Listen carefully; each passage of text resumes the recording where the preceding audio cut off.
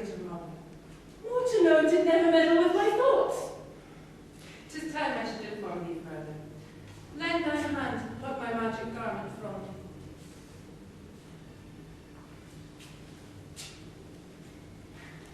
So, lie there, mine aunt. Wipe thou thine eyes, have comfort. The direful spectacle of the wreck which touched the very virtue and compassion in thee, I have, with such provision in mine art, so safely ordered, that there is no soul, no, not so much perdition as an hair, betid to any creature in that vessel which thou heardst cry, which thou saw'st sink. Sit down, for thou must now go further.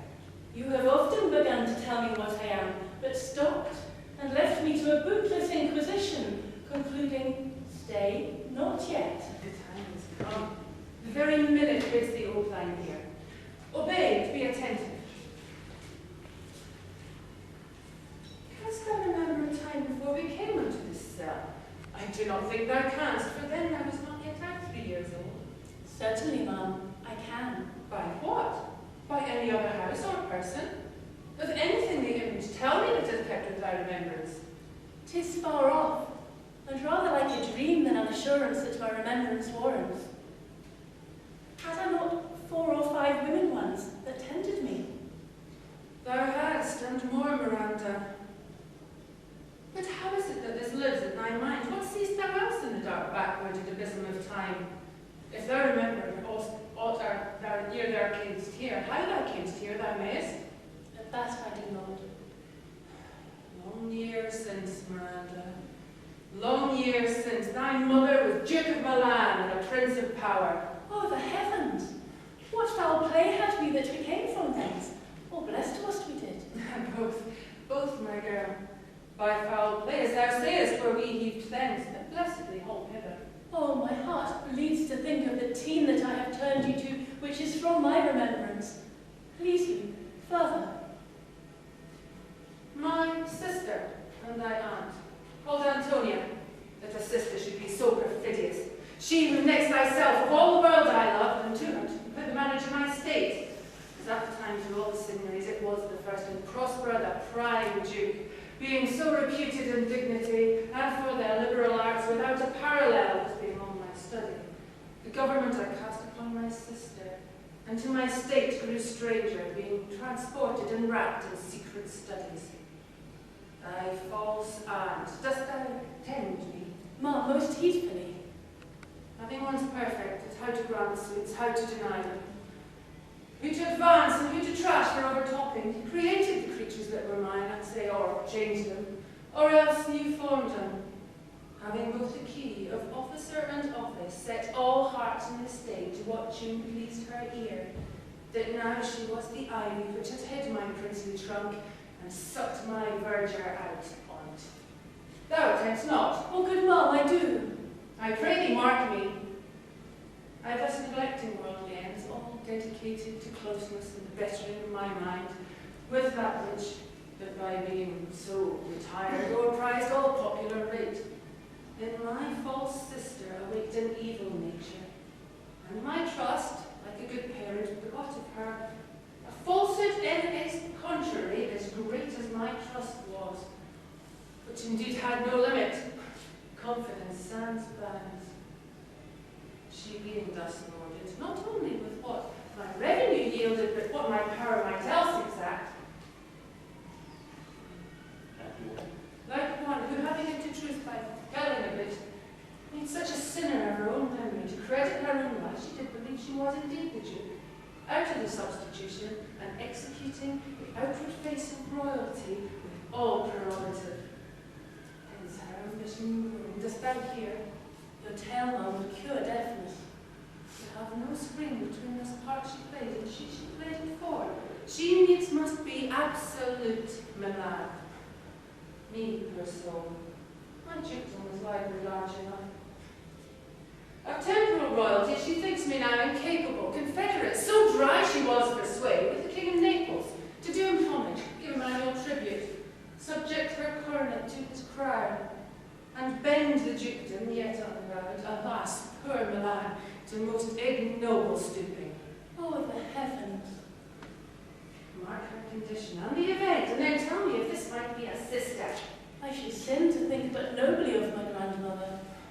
wounds have gone mad. Now the condition. This king of Naples, being to me an enemy inveterate, hearkens my sister's suit, which was that he, in the premises of homage, and I know not how much tribute, should presently extirpate me and mine out of their Milan, and confer the dukedom and all the honours on my sister. Whereon a treacherous army levied, one midnight, fated to the purpose, did Antonia open the gates of Milan. And in the dead of darkness, fate the ministers for the purpose hurried thence, me and thy crying self. Alack for pity! I not remembering how I cried out then, will cry to her again. 'Tis a hint that brings mine eyes to it. Here a little further, then I'll bring thee to the business which now upon us, without which this tale were most impertinent. Wherefore did they not that hour destroy us? My dear, they durst not. So dear the love, my people bore me, nor set a mark so bloody on the business, but with colours fairer painted their foul ends. In few, they hurried us aboard a bark, bore us some leagues to sea, where they prepared a rotten carcass of a butt. Not rigged, nor tackle, sail, nor mast, the very rats instinctively have quit it. There they hoist us, to cry to the seas that roar to us, to sigh to the winds, whose pity signed back again, did us but loving wrong. Alack, what trouble was I then to you? Oh, cherubim! How was thou didst preserve me? Thou didst smile, infused with a fortitude from heaven, and I had decked the sea with drops full salt under my burden groaned, which raised in me stomach to bear up against what should ensue. How came we ashore? By providence divine.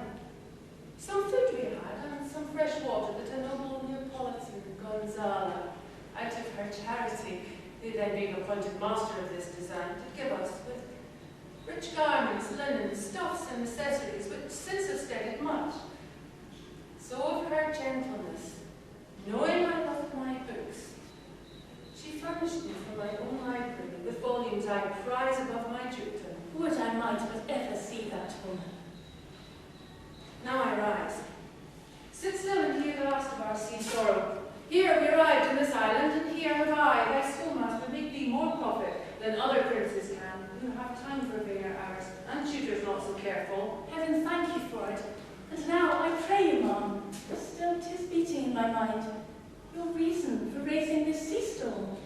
Know thus far forth. By accident most strange, bountiful fortune now, my dear lady, hath mine enemies brought to this shore, and by my presence I do find my zenith doth depend on a most auspicious star, whose influence, if now I court not but omit, our fortunes will ever after droop. Here cease more questions. Thou art inclined to sleep. 'Tis a good dullness, give it way. I know thou canst not choose.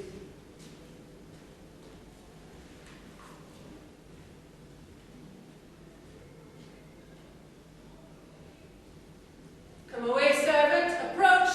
I am ready now. Ariel, come!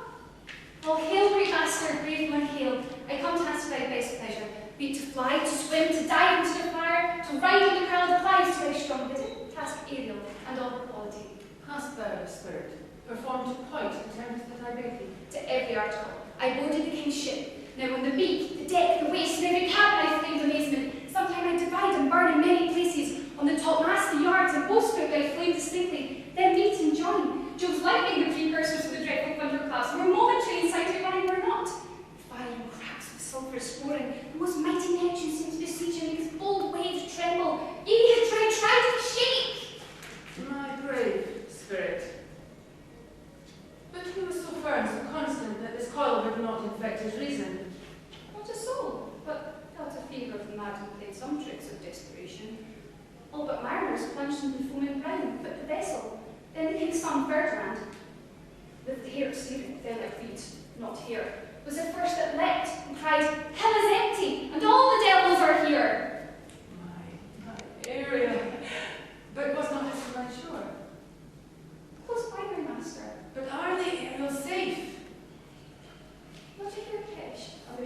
garments not a blemish, but fresher than before, and as they bade me troops, I dispersed them about the isle. The king's son had landed by himself in an odd angle of the isle, and sitting, his arms in the sad knot. Of the king's fleet, the mariners say how thou hast disposed, and all the rest of the fleet. Safely in harbour is the king's ship, in the deep nook where one was closing up in midnight to fetch dew from the still decks Bermudas. There she's hid. The mariners all under hatches stowed, who with a charm joined to their suffered labour have left asleep. And for the rest of them, which I dispersed, they have all met again, and are about the Mediterranean float, sadly home for Naples, supposing that they saw the king's ship wrecked, and his great person perish. Ariel, thy charge exactly is performed. But there's more work. What's the time of day? That's mid-season. Aye, at least 2 glasses. The time twixt 6 and 9 must perhaps both be spent most preciously. Is there more toil? Since thou dost give me pains, let me remember thee what thou hast promised me, which is not yet performed to me. How now? Moody? What dost thou canst demand? My liberty? Before the time be out, no more! I prithee, remember I have done thee worthy service, told thee no lies, made thee no mistakings, served without grudge or grumblings. Thou did promise to bake me a full year. Hast thou forgot from what a torment I did free thee? Thou hast, and thinks it much to tread the ooze of the salt deep, to run on the sharp wind of the north, and to do me business in the veins of the earth when you do baked with frost. Do not know. Thou liest, malignant thing. Hast thou forgot the foul witch Sycorax, who with age and envy was grown into a hoop? Hast thou forgot her? No, ma'am. Thou hast. Where was she born? Speak, tell me. Ma'am, in Algiers. So was she so? I must once in a month count what thou hast been, which thou forgettest. This damned witch Sycorax, for mischiefs manifold and sorcery's terrible to enter human hearing, from Algiers thou was banished it. For one thing she did, they did not take her life. Is not this true? Aye, ma'am. This blue-eyed hag was hither brought with child and here left by the sailors. Thou, my slave, as thou reportst thyself, was then her servant, and for thou was a spirit too delicate to act her earthly and abhorred commands, refusing her grand guests, she did confine thee, by help of her more potent ministers, and in her most unmitigable rage, into a cloven pine, and left thee there. There thou did vent thy groans as fast as mill-wheels strike. Then was this island safe for the freckled whelp, hag-born son she did litter here, not honoured with a human shape. Yes, Caliban, her son. Aye, doth I say so, he, that Caliban, whom now I keep in service. Thou best knowest the torment I did find thee in. Thy howls did make wolves howl, and penetrate the breasts of ever-angry bears.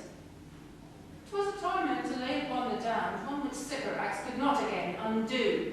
It was my art, when I arrived and heard thee, that made gape the pine and let thee out. I thank thee, master. If thou more murmurest, I'll rend an oak, and peg thee in its knotty entrails till thou hast howled away 12 winters. Pardon, master. I will be correspondent to command and do my spriting gently. Do so, and I will discharge thee. Thank you. That's my noble master. Go, make thyself like a nymph of the sea. Be subject to no sight but thine and mine, invisible to every eyeball else.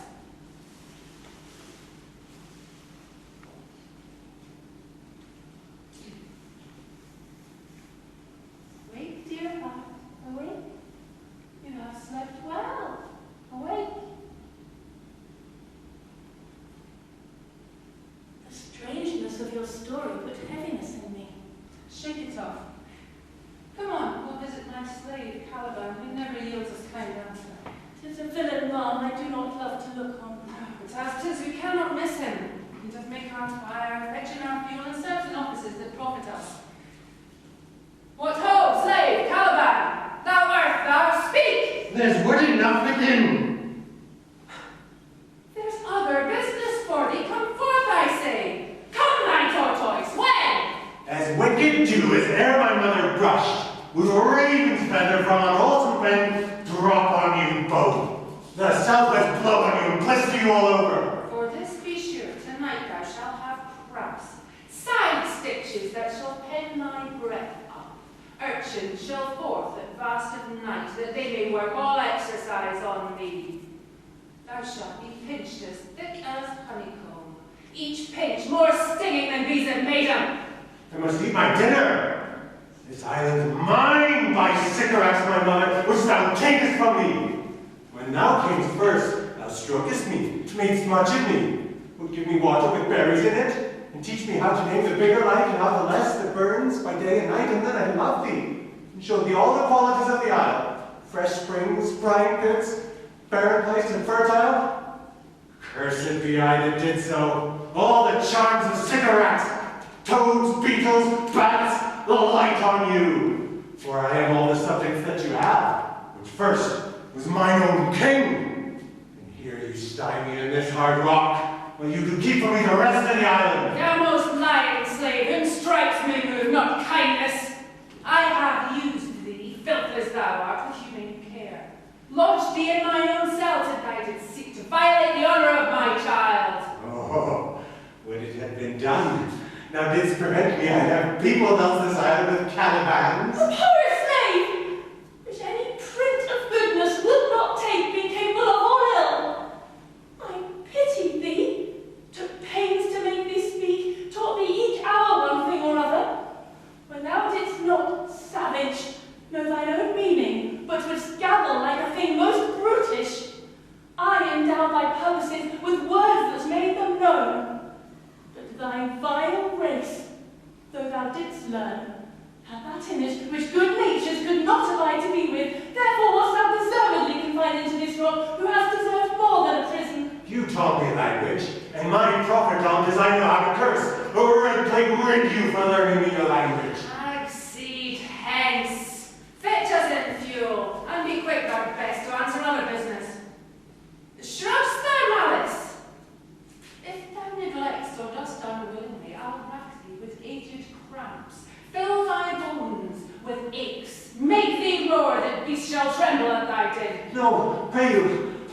Her art is of such power, it would control my damned god Setebos and make a vassal of him. So, slave, hence!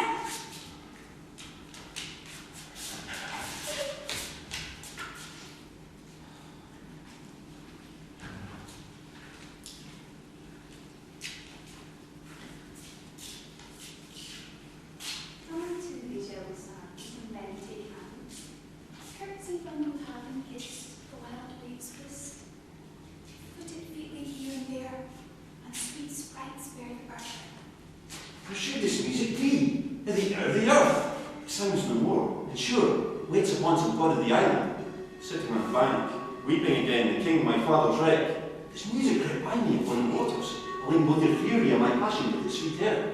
Hence I have followed it, or it hath drawn me rather. It is gone, no, begins again. Though fathom folly by father lies, his bones are coral made. Those are pearls that were his eyes, nothing within that doth fade, but doth suffer sea change, into something rich and strange. See them turning rains now. Hark, now I hear. Ditty does remember my drought, father. This is no mortal business, nor no sound that the earth owes. I hear it now, above me. Frigid curtain of thine eyes advance, and see what thou seest beyond. What is? Spirit? Oh, what how it looks about. Believe me, ma'am, it carries a brave form. But 'tis a spirit. No wench. It eats and sleeps and has such senses as we have. Such.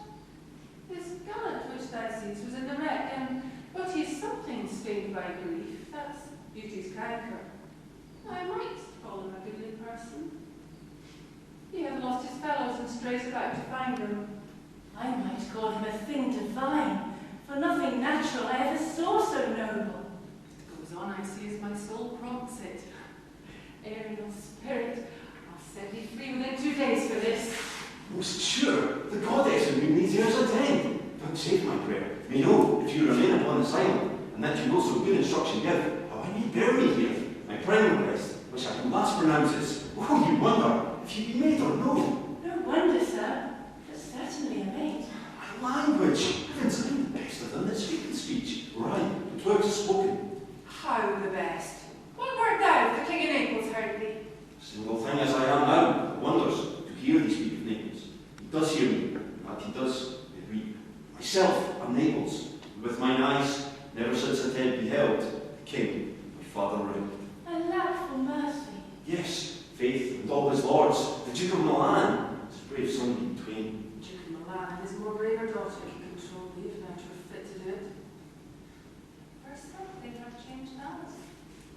Delicate Ariel said you free for this. A word, good sir. I fear you have done yourself some wrong. A word.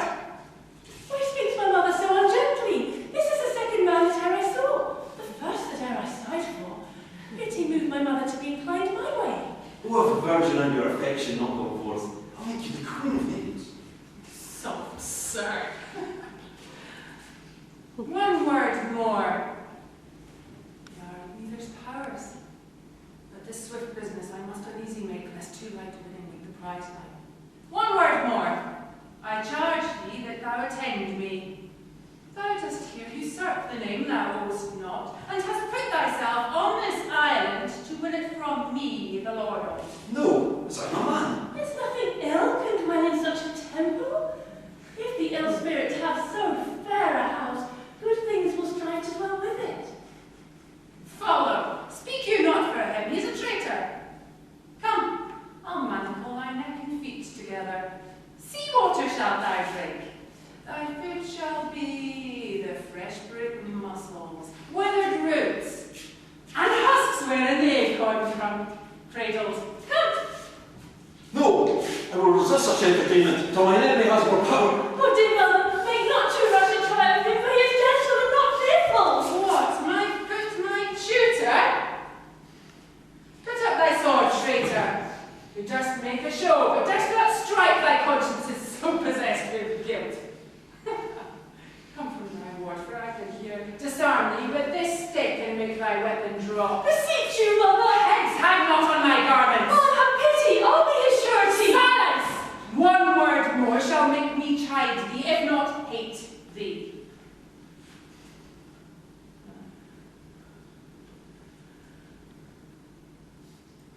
My affections are most humble. I have no affection, no ambition to see a goodlier man. Come, obey. Thy nerves are in thy infancy again, and have no vigour in them. So they are. My spirits as in a dream are all bound up. My father's loss, the weakness which I feel, the wreck of all my friends, nor this woman's threats to whom I am subdued, nor the light to me. I tire through my prison once a day, behold this me. Corners of the earth, let liberty make use of, space enough.